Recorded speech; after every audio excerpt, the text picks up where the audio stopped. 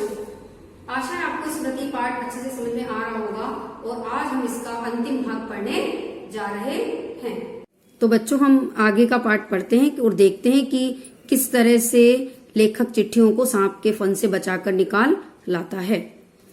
डंडे को लेकर ज्यों ही मैंने सांप की दाईं ओर पढ़ी, चिट्ठी की ओर से उसे बढ़ाया कि सांप का फन पीछे की ओर हुआ, यानी सांप ने थोड़ा सा मुंह पीछे की ओर किया। धीरे धीरे डंडा चिट्ठी की ओर बढ़ा और जो ही चिट्ठी के पास पहुंचा कि फुंकार के साथ काली बिजली तड़की, यानी जोर से सांप फुंकारा और उसने डंडे पर वार किया, यानी डंडे पर ही उसने अपना फन से वार किया और ऐसा लगा जैसे काली बिजली तड़की हो यानी चमकी हो। डंडे पर गिरी, हृदय में कंप उठा, यानी हृदय से मैं कांप उठा और हाथों ने आज्ञा न मानी, हाथ किसी काम करने के लायक नहीं रहे। डंडा हाथ से छूट पड़ा। मैं तो न मालूम कितना उछल गया, यानी कितना धरती से धरातल से कितना ऊपर उछल गया, जानबूझकर नहीं, यूं ही बिदक कर, यानी डर कर बिदक गया, उछल गया। उछलकर जो मालूम कितना ऊपर उछल गया, यानी मालूम ही नहीं कि कितना ऊपर उछल गया। जानबूझकर नहीं, यूं ही बिदककर उछलकर जो खड़ा हुआ तो देखा डंडे के सिर पर 3-4 स्थानों पर पीप सा कुछ लगा था, यानी पीप जैसा कुछ लगा था, यानी गीला सा पदार्थ पीला पीला सा कुछ लगा हुआ था। यह विष था। सांप ने मानो अपनी शक्ति का सर्टिफिकेट सामने रख दिया था, यानी जब डंडे पर लेखक ने देखा कि कुछ पीप सा सफेद पीला सा पदार्थ कुछ लगा हुआ है, तो उस पदार्थ को देखकर लगा कि जैसे सांप ने सर्टिफिकेट दे दिया है, प्रूफ दे दिया है कि देखो उसके पास विष है और जिस प्रकार से उसने डंडे पर विष दिया है उसी प्रकार से वो तुम पर भी विष से वार कर सकता है। पर मैं तो उसकी योग्यता का पहले से ही कायल था, यानी मैं तो उसकी योग्यता को पहले ही जानता था कि वो कितना खतरनाक है। उस सर्टिफिकेट की जरूरत न थी। सांप ने लगातार फू फू करके डंडे पर 3-4 चोटें की।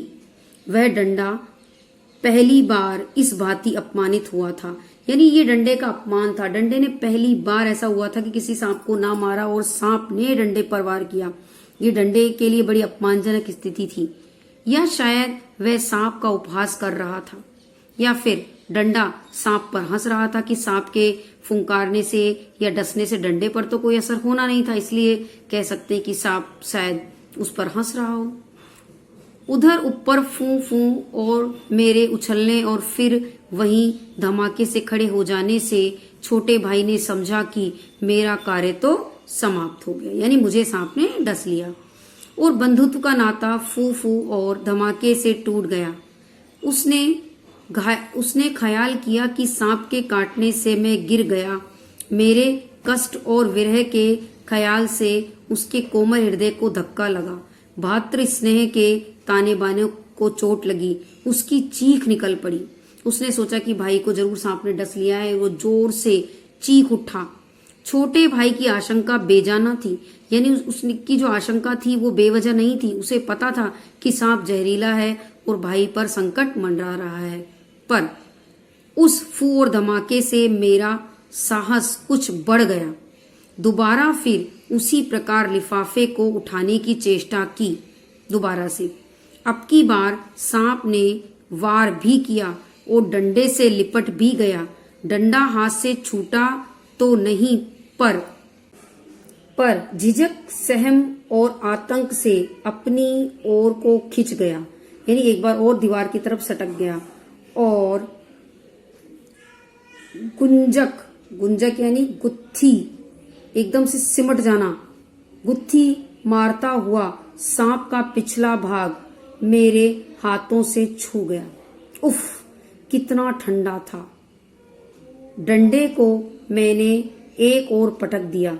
यदि कहीं उसका दूसरा वार पहले होता तो उछलकर मैं सांप पर गिरता और न बचता। लेकिन जब जीवन होता है तब हजारों ढंग बचने के निकल आते हैं। वह देवी कृपा थी, यानी वह भगवान की कृपा थी। डंडे के मेरी ओर खिंच आने से मेरे और सांप के आसन बदल गए, यानी सांप इस साइड आ गया और मैं उस साइड आ गया। मैंने तुरंत ही लिफाफे और पोस्टकार्ड चुन लिए, क्योंकि वो जब सांप इधर की तरफ आ गया तो लेखक दूसरी साइड चला गया, और दूसरी साइड यानी जहां पहले सांप था वहां पर चिट्ठियां थी। तो फटाफट लेखक ने चिट्ठियां उठा ली और पोस्टकार्ड को उठा लिया। मैंने तुरंत ही लिफाफे पोस्टकार्ड चुन लिए, चिट्ठियों को धोती के छोर में बांध दिया और छोटे भाई ने उसे ऊपर खींच लिया। डंडे को सांप के पास से उठाने में भी बड़ी कठिनाई पड़ी। सांप उससे खुलकर उस पर धरना देकर बैठा था। जीत तो मेरी हो चुकी थी, पर अपना निशान गंवा चुका था। आगे हाथ बढ़ाता तो सांप हाथ पर वार करता। इसलिए कुएं की बगल से एक मुट्ठी मिट्टी लेकर मैंने उसे दाईं ओर फेंकी कि वह उस पर झपटा, और मैंने दूसरे हाथ से उसकी बाईं ओर से पड़ा डंडा खींच लिया। पर बात की बात में उसने दूसरी ओर भी वार किया। यदि बीच में डंडा न होता तो पैर में उसके दांत गड़ गए होते। यहाँ पर कि ईश्वरी कृपा से ही यहाँ पर लेखक बचा, और शायद बीच में डंडा ना आता तो एक बार को तो सांप उसके पैर पर दांत गड़ा ही देता। अब ऊपर चढ़ना कोई कठिन काम न था। केवल हाथों के सहारे पैरों को बिना कहीं लगाए हुए 36 फुट ऊपर चढ़ना मुझसे अब नहीं हो सकता। 15 से 20 फुट बिना पैरों के सहारे केवल हाथों के बल चढ़ने की हिम्मत रखता हूँ। कम ही अधिक नहीं, पर उस 11 वर्ष की अवस्था में मैं 36 फुट चढ़ा। बाहें भर गईं, छाती फूल गई थी, धोंकनी चल रही थी, यानी जोर जोर से छाती धधक रही थी और सांसें चल रही थी। जिस प्रकार से जो धोंकनी होती है, जिससे हवा निकलती है, और जो लोहार होता है वो आग को धोकनी से हवा देता है, वो भी फूलती और सिकुड़ती है। फिर बिल्कुल उसी धोकनी की तरह ही लेखक का हृदय भी सांस ले रहा था और छोड़ रहा था, पर एक एक इंच सरक सरक कर अपनी भुजाओं के बल में ऊपर चढ़ गया। यदि हाथ छूट जाते तो क्या होता, इसका अनुमान करना कठिन है। ऊपर आकर बेहाल होकर थोड़ी देर तक पड़ा रहा।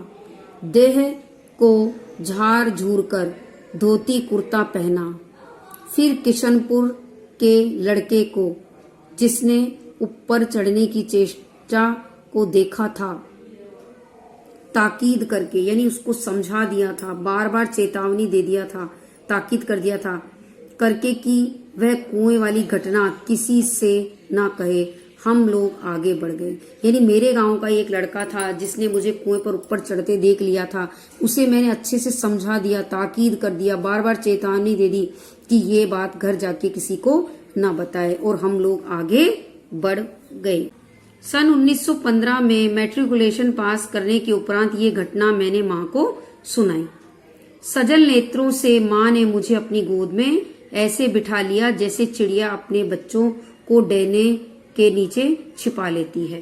यानी काफी समय बाद मैंने अपनी माँ को ये बात बताई तो मेरी माँ ने अपनी आंखों में पानी भर लिया, और जैसे चिड़िया अपने बच्चे को अपने पंखों में छिपा लेती है, माँ ने भी मुझे गोद में छिपा लिया। कितने अच्छे थे वे दिन। उस समय राइफल न थी, डंडा था, और डंडे का शिकार कम से कम उस सांप का शिकार राइफल के शिकार से कम रोचक और भयानक न था। यानी आज के जमाने में तो राइफल चलाते हैं लोग, उस जमाने में मेरे डंडे ने ही वह काम कर दिया था जो आज के समय में राइफल करती है। तो डंडे का शिकार कोई कम और भयानक ना था। तो आशा है बच्चों आज आपको ये पाठ हमने पूरा हो गया है हमारा, और आशा है आपको अच्छे से समझ में आ गया होगा। तो आज के लिए इतना ही। धन्यवाद।